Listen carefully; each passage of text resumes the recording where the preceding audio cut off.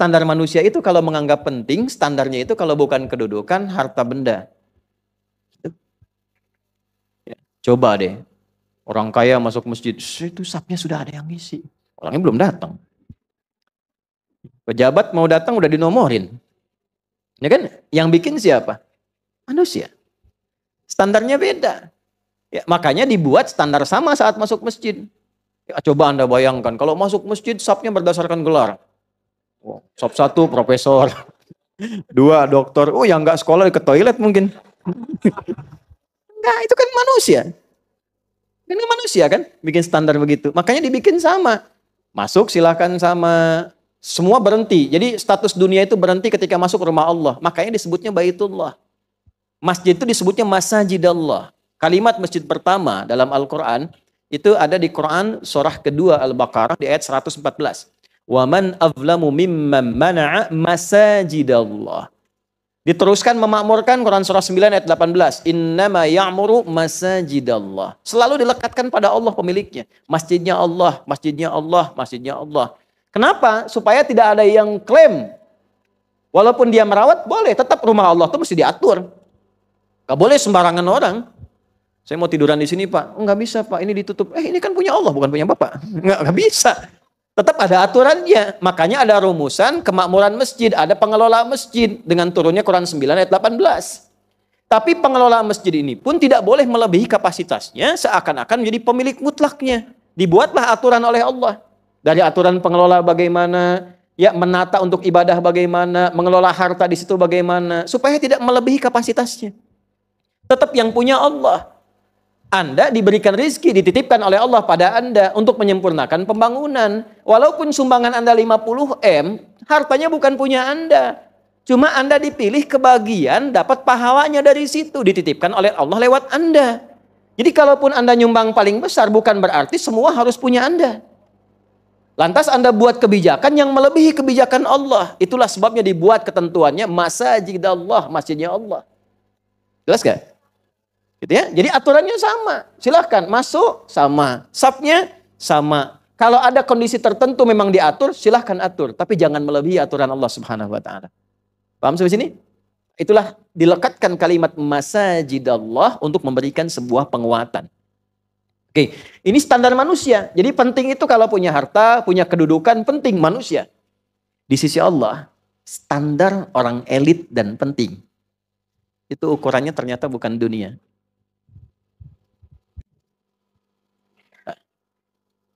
Dunia itu bisa harta, bisa kedudukan, bisa ilmu. Ya, awas.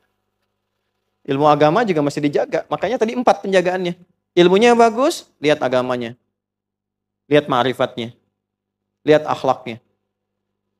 Mau masuk, tapi kalau belum disalamin nggak mau.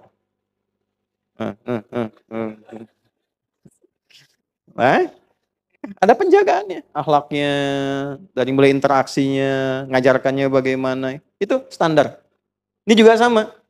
Nih, dunia, manusia. Tapi standar Allah satu, takwanya. Ini. Jadi Anda punya keutamaan apapun dari ini, kalau ini hilang, Anda nggak bernilai di hadapan Allah. Tolong catat ini.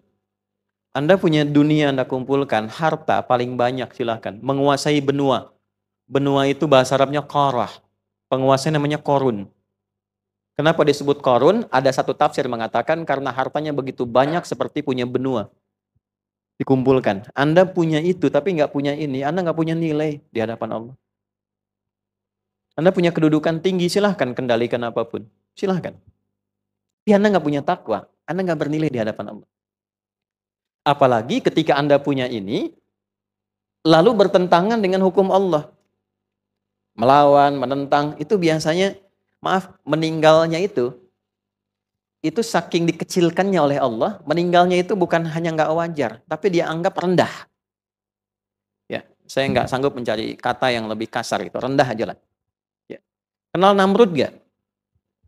Nah, kenal saya pulang nih. Udah begini.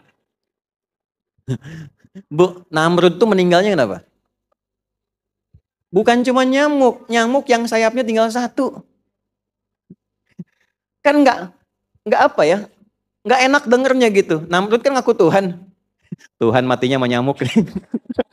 Nyamuk setengah sayap lagi, gitu kan? Kan nggak enak, dengernya kan nggak enak. Masa Tuhan matinya sama nyamuk, gitu kan? Ya, Fir'aun tahu kan? Tahu kisahnya kan? Matinya bagaimana? Tenggelam kan? Ya, dia kan ngaku Tuhan kan?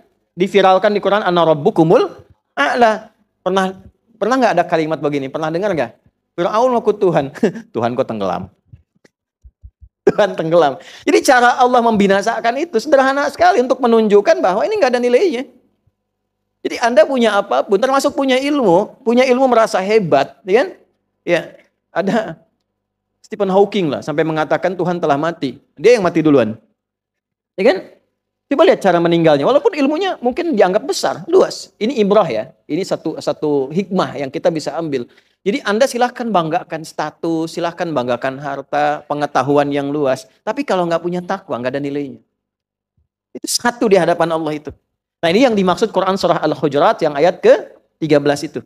Ya ayyuhan nasu inna khalaqnakum min dzakarin wa untha wa ja'alnakum syu'uban wa qabaila lita'arafu inna akramakum indallahi atqakum. Ini poinnya. Hei semua manusia tanpa kecuali, yang dekat, yang menengah, yang jauh. Aku ciptakan manusia itu cuma 2 jenis. Ada berapa jenis? Ingat, Anda yang di sini ada manusia, cek cuma 2 nih. Enggak ada yang ketiga. Min dzakarin laki-laki wa untha perempuan. Enggak ada jenis ketiga. Oke? Kalau Nia aja, kalau Kurniadi aja. Udah. Paham ya? Baik. Jadi cuma 2, tidak ada yang ketiga. Wa ja'alnakum syu'uban wa qabail. Dari situ kemudian silahkan saling mengenal, berta'aruf, membangun hubungan sosial dari kekeluargaan sampai masyarakat. Tapi kalau nanti naik statusnya, bergaul dengan orang, ya, maaf mungkin ada yang disanjung, ditinggikan, dihormati, wajar keduniaan. Tapi kata Allah dalam pandanganku standarnya 1. Inna akramakum indallahi indan nasi. Mungkin di kalangan manusia, mungkin aghnakum yang paling kaya. Ya. Mungkin aktsarukum amwala aw mala, yang paling banyak hartanya. Ya, mungkin a'lakum mansiba, yang paling tinggi kedudukannya, tapi indallahi, standar Allahnya yang paling tinggi takwanya. Ini poinnya.